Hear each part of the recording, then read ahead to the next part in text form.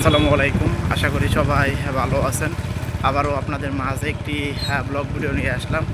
আজকের ব্লগ ভিডিওটা হলো আমরা রোহা থেকে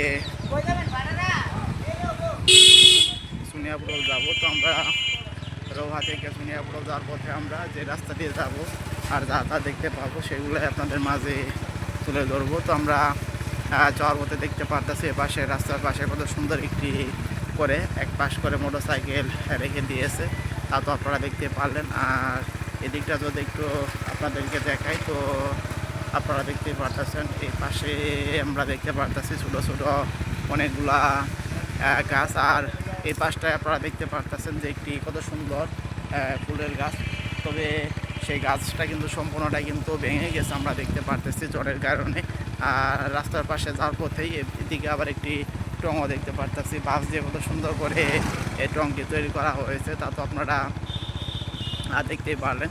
তো সামনের দিকটা যদি একটু আপনাদেরকে দেখাই তো সামনের এই পাশটা আপনারা দেখতে পারতেছেন কত সুন্দর করে। এ পাশের যে মাঠটা, এই মাঠের ভিতরে দেখতে পারতেছেন একটি ব্যানার দেওয়া আছে কত সুন্দর করে, সেই ব্যানারটা তৈরি করা হয়েছে। আর এদিকে আবার দেখতে পারতেছি অনেকগুলা বিভিন্ন ধরনের গাছ দেখতে পারলাম আমরা। আর সেই গাছগুলা কিন্তু প্রত্যেকটা গাছে কিন্তু অনেক ফল ধরা আছে, আর ফলগুলো কিছুদিনের ভিতরে কিন্তু পেকে যাবে। আপনারা দেখতে পারতেছেন বিশাল বড় বড় কিন্তু প্রত্যেকটা গাছে আমরা ফল দেখতে পারলাম। তো একটি রাস্তা আপনারা দেখতে পারতেছেন কত সুন্দর করে ভিতরে এদিকে কিন্তু চলে গেল।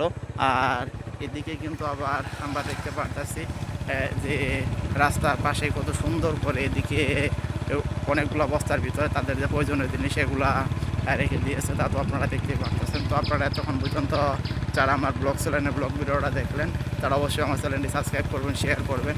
আবারও দেখা হচ্ছে আপনাদের মাঝে পরবর্তী কোনো ব্লগ ভিডিও নিয়ে।